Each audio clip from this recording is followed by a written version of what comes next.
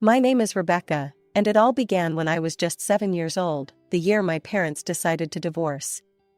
Mom and Dad, bless their hearts, came up with what they thought was the perfect solution. They agreed I'd live with each of them in turns. At the time, it seemed ideal.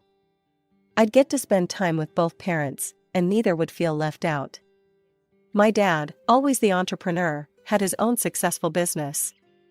This allowed him the flexibility to take time off whenever it was his turn to have me. We'd hop in his car and hit the road, exploring nearby cities and creating memories I'll cherish forever. Those trips with Dad were magical. We'd visit museums, try local cuisines, and sometimes just drive aimlessly, singing along to the radio at the top of our lungs. It was during these moments that I felt closest to him, like we were the only two people in the world. When it was Mom's turn, life was different but equally enjoyable. She lived with my grandparents, and their house was always filled with warmth and laughter. Grandma would bake cookies, filling the air with the scent of vanilla and cinnamon, while Grandpa regaled me with stories from his youth. For a while, this back-and-forth life seemed perfect. I had the best of both worlds, excitement with Dad and comfort with Mom. But as with most things in life, change was inevitable. It happened when I was about 9. Dad called me one evening when I was at Mom's place. His voice was a mix of nervousness and excitement. "Becky," he said, using the nickname only he used for me, "I've got some news. I've met someone special, and we're getting married." My heart raced. A stepmom? I didn't know how to feel about that. Would she like me? Would Dad still want to go on our trips? When I finally met Sarah, my new stepmother, she seemed nice enough. She smiled a lot and asked me questions about school and my hobbies. For a while, things were okay. She'd join Dad and me on some of our trips, and sometimes she'd even suggest fun activities for us to do together. As I entered my early teens, I noticed a shift in Sarah's behavior. She became increasingly preoccupied with the idea of having a baby. I'd often overhear hushed conversations between her and Dad, filled with words like fertility treatments and trying again. It was clear that Sarah desperately wanted a child of her own. One summer, when I was 14, I went off to sports camp. It was a chance to escape the growing tension at home and just be a kid for a while. The day before I left, Sarah pulled me aside. "Rebecca," she said, her eyes gleaming with excitement, "I have some news. I'm pregnant." I was genuinely happy for her and Dad. Maybe this would make everything better, I thought. I headed off to camp, looking forward to 2 weeks of fun and freedom. When I returned home, tanned and full of camp stories, everything seemed normal at first. Sarah was still excited about the pregnancy, and Dad seemed happier than he had been in a long time. I settled back into my routine, starting school again after the summer break. It was during a routine checkup at school, about 2 weeks after I'd returned from camp, that everything changed. The school nurse frowned as she examined me. "Rebecca, have you been feeling all right lately?" she asked, concern etched on her face. "You're showing symptoms of rubella. We'll need to do some tests to confirm." I didn't think much of it at the time. I felt fine, and I had no idea what rubella even was. But when the test results came back positive, suddenly everyone around me started panicking. Dad rushed me to the doctor, his face pale with worry. It was there that I learned the severity of the situation. Rubella, while usually mild in children, could be devastating for pregnant women and their unborn babies. My heart sank as I remembered Sarah's pregnancy. The doctor immediately ordered tests for her as well. The next few days were a blur of medical appointments and tense silences at home. Then came the devastating news. Sarah had contracted rubella from me. The doctors explained the high risk of birth defects and strongly recommended terminating the pregnancy. I watched helplessly as Sarah crumbled under the weight of this information. Sarah underwent the procedure to terminate the pregnancy. When she came home from the hospital, she was a shell of her former self. She barely spoke, spending most of her time in bed. I tried to apologize, to explain that I never meant for this to happen, but she wouldn't even look at me. One day, I overheard the doctor talking to Dad in hushed tones. "I'm sorry, but it seems the complications from the procedure have affected her ability to conceive. It's unlikely she'll be able to get pregnant again." Weeks turned into months, and Sarah's grief turned into something darker. She started lashing out, mostly at me. At first, it was just cold glares and cutting remarks. "If it weren't for you, I'd be holding my baby right now," she'd mutter under her breath. I tried to make myself scarce, to give her space to heal. But it didn't seem to help. The tension in the house was unbearable. The months following Sarah's devastating loss brought a chill to our home that no amount of heating could dispel. As I approached my 15th birthday, it became painfully clear that Sarah had made a decision. If she couldn't have children of her own, she would live solely for herself. And in this new life she envisioned, there was no room for me. The change was gradual at first, almost imperceptible.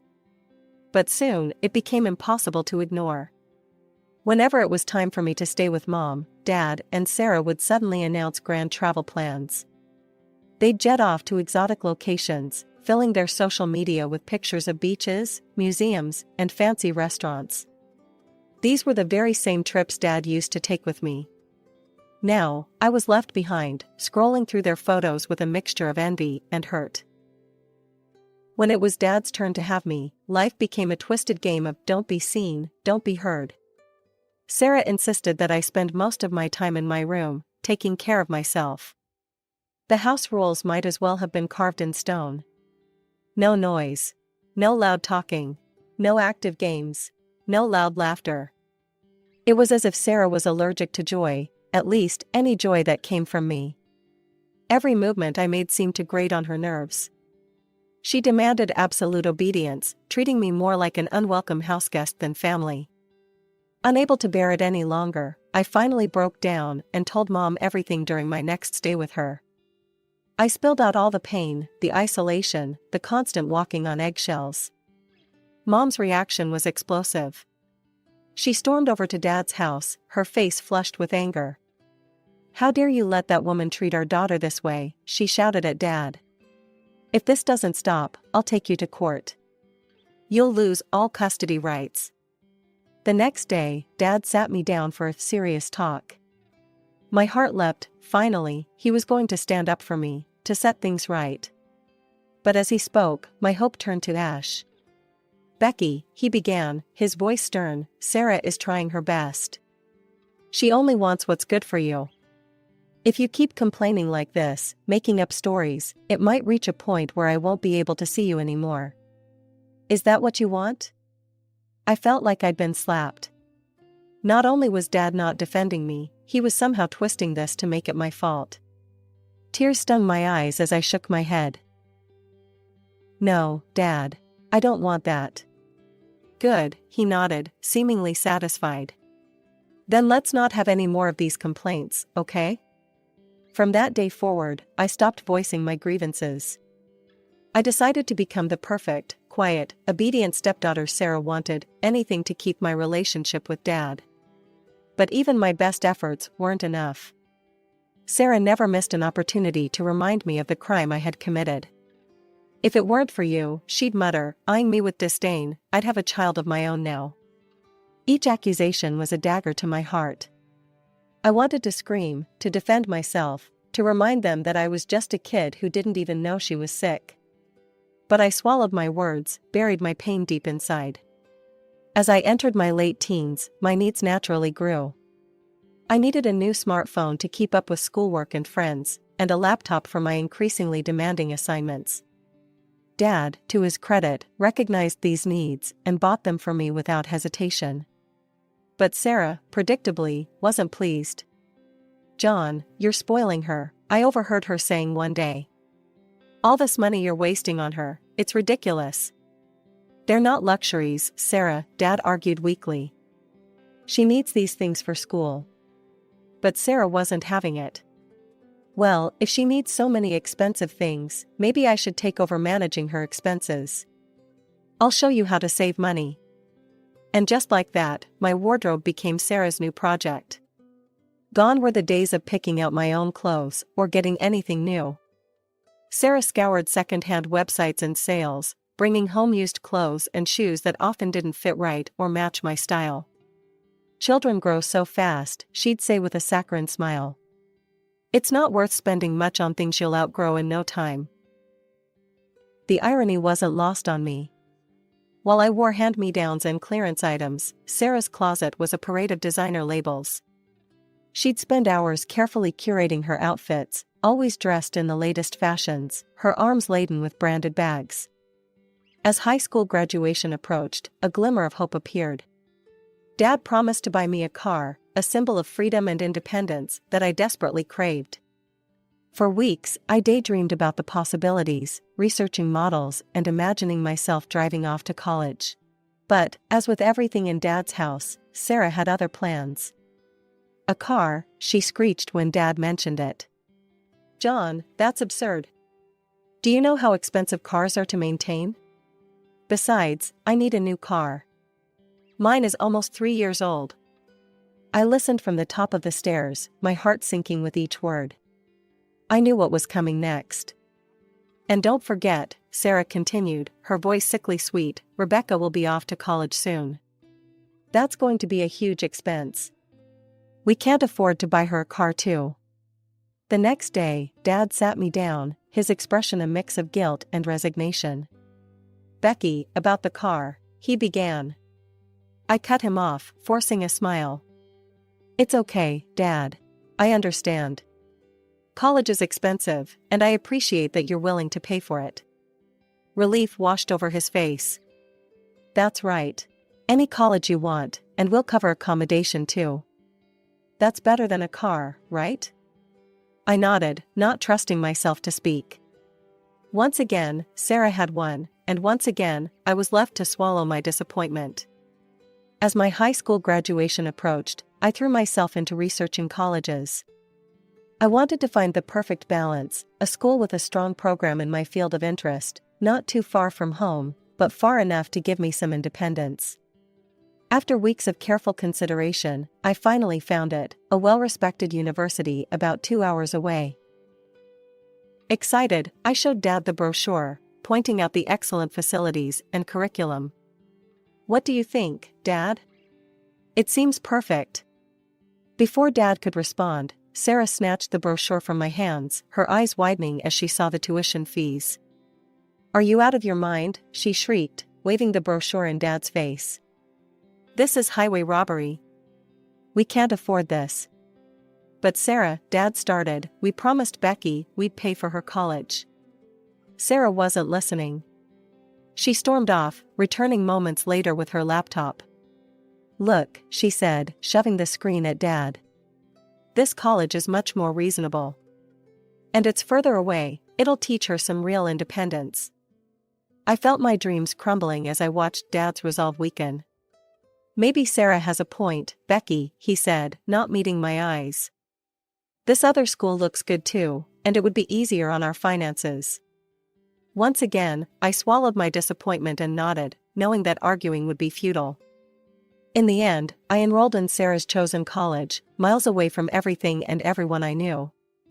The years at college passed in a blur of classes, new friendships, and self-discovery. During holidays, I'd return home, always to Mom's house, where I was welcomed with open arms and the comfort of unconditional love. It was during one such break, as I was settling back into my old room at Mom's, that my phone rang. It was Dad. "Becky," he said, his voice a mix of hurt and accusation, "I heard you were back in town. Why haven't you come to see us? We've moved to a new house, bigger, in a better neighborhood. We're having a housewarming party tomorrow night. I want you to come." The next evening, I stood nervously on the porch of a large, impressive house, clutching a carefully chosen housewarming gift. I rang the doorbell, plastering on a smile. The door swung open, and there stood Sarah. Her eyes narrowed as she saw me, her lips curling into a sneer. "What are you doing here?" she hissed. "You weren't invited." Before I could respond, she snatched the gift from my hands and tossed it unceremoniously into a nearby trash can. "We don't need your cheap presents," she spat. And with that, she slammed the door in my face. I stood there, stunned, my ears ringing with the echo of the slamming door. I never saw Dad. He never saw me. The sounds of laughter and clinking glasses drifted through the windows, a party in full swing that I wasn't welcome to join. Humiliated and hurt beyond words, I turned and walked away, tears blurring my vision. I made my way back to Mom's house, my mind a whirlwind of confusion and pain. "How was the party, sweetie?" Mom asked as I walked in. "I didn't go," I lied, forcing a weak smile. "Got a bad headache. Think I'll just go lie down." That evening, as I lay in my childhood bed at Mom's house, my phone buzzed. It was Dad. My stomach clenched as I answered. "Becky, why didn't you come to the housewarming party?" His voice was a mixture of hurt and anger. "We waited for you." I took a deep breath, deciding that it was finally time for the truth. "Dad, I did come." Sarah answered the door. She said I wasn't invited, threw away my gift, and slammed the door in my face. There was a long pause, and for a moment, I dared to hope he'd believe me. But then, "How dare you try to denigrate Sarah like this?" Dad's voice trembled with fury. "She would never do such a thing. I can't believe you'd make up such horrible lies about your stepmother." His words cut deep, reopening old wounds. "Dad, I'm not lying." "Why would I?" "Enough," he interrupted. "I don't want to hear any more of your excuses. When you're ready to apologize to Sarah, you can come see us." The line went dead. I stared at my phone, tears streaming down my face. It was clear now, Dad would always choose Sarah over me. The years that followed were a delicate dance of avoidance and brief, tense encounters. I graduated college, found a job, and built a life for myself. On the rare occasions I saw Dad, it was always on neutral ground, a cafe, a park, never at his house. Then, like a ray of sunshine breaking through storm clouds, I met Michael. He was a few years older, kind, and understanding. We worked for the same company, and what started as coffee breaks turned into dates, then a relationship. After 2 years together, he proposed, and I joyfully accepted. As we planned our wedding, I agonized over the guest list. In the end, I sent an invitation to Dad, and only Dad. I couldn't bring myself to invite Sarah, not after everything. The phone call came 3 days later. Dad was livid. "Rebecca," he barked, using my full name, "how could you do this? How could you exclude Sarah from your wedding? After all she's done for you, all the love and care she's given you over the years? This is a slap in the face." Something in me snapped. Years of pent-up frustration and hurt came pouring out. I reminded him of everything, the second-hand clothes, the rejection of the car, the choice of a cheap college, and the gift thrown in the trash. There was silence on the other end of the line. When Dad finally spoke, his voice was small, almost unrecognizable. "I'm so sorry," Dad whispered. "I've been a terrible father. I put Sarah first, and I shouldn't have. Can you ever forgive me?" His words, so long awaited, washed over me. I felt a weight lifting from my shoulders. "It's not going to be easy, Dad," I said honestly. "We have a lot to work through." "I know," he replied. "But I want to try. Please, let me walk you down the aisle.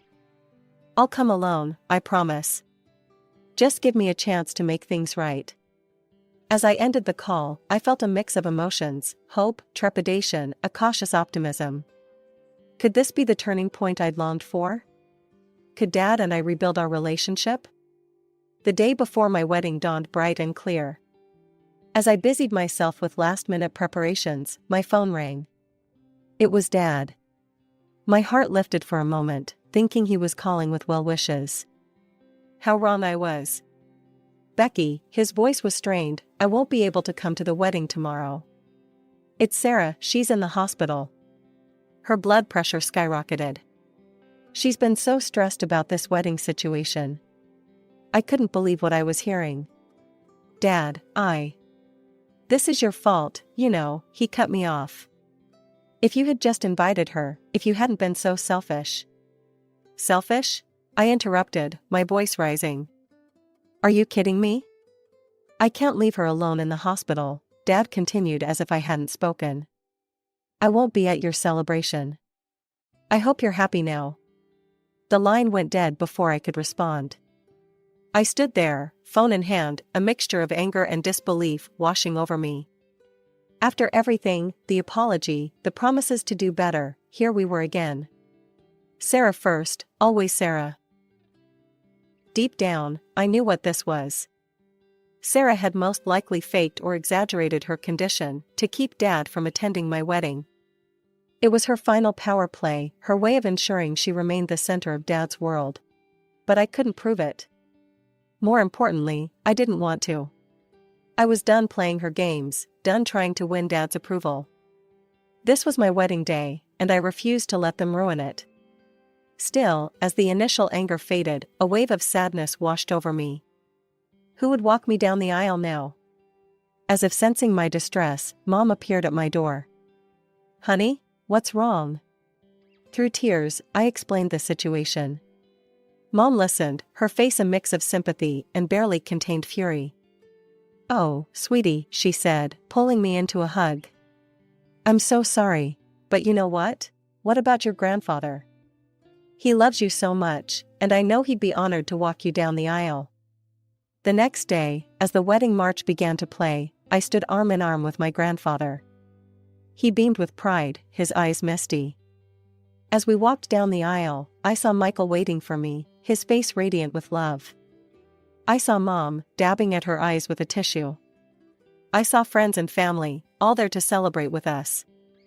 And you know what? I didn't miss Dad's presence at all. The people who truly loved me, who had always been there for me, they were all here. The days following the wedding were a blissful whirlwind. As we settled into our new routine, I decided to share our joy with friends and family by posting some wedding photos on social media. The response was overwhelmingly positive, with comments full of congratulations and well wishes flooding in. But then, like a dark cloud on a sunny day, Sarah's name appeared in the notifications. With trepidation, I clicked on her comment, and felt my stomach churn as I read her words. How touching to see Rebecca being walked down the aisle by her grandfather. It's a shame her own father and his loving wife weren't even invited to this joyous occasion. I suppose we should be grateful for small mercies, at least this time she didn't infect anyone with rubella and ruin more lives. Remember, Rebecca, actions have consequences. I stared at the screen, a mixture of anger and disbelief washing over me. Even now, on what should have been the happiest day of my life, Sarah couldn't resist trying to hurt me. She was still clinging to that old guilt, wielding it like a weapon. Without hesitation, I blocked Sarah's account. Then, after a moment's consideration, I blocked Dad's too. It was time to cut them out of my life completely. As I set down my phone, I felt a weight lift from my shoulders. For years, I had carried the burden of guilt over the rubella incident. I had let Sarah's cruel words seep into my psyche, convincing me that I was somehow responsible for her inability to have children. But I was just a child myself then. I didn't know I was sick. I couldn't have known the consequences. It was a tragic accident, nothing more. You know, I said to Michael, my voice stronger than I expected, I'm done feeling guilty about the rubella. It wasn't my fault. None of it was my fault. Michael pulled me into a hug. Of course it wasn't. You were a kid, Becca. You didn't do anything wrong. As I melted into his embrace, I felt years of pent-up emotion begin to release. Tears flowed freely, but they weren't tears of sadness or guilt. They were tears of relief, of liberation. Over the next few weeks, I threw myself into building my new life with Michael. We decorated our home, planned for the future, and surrounded ourselves with people who truly loved and supported us. Mom and my grandparents were frequent visitors, filling our home with laughter and warmth.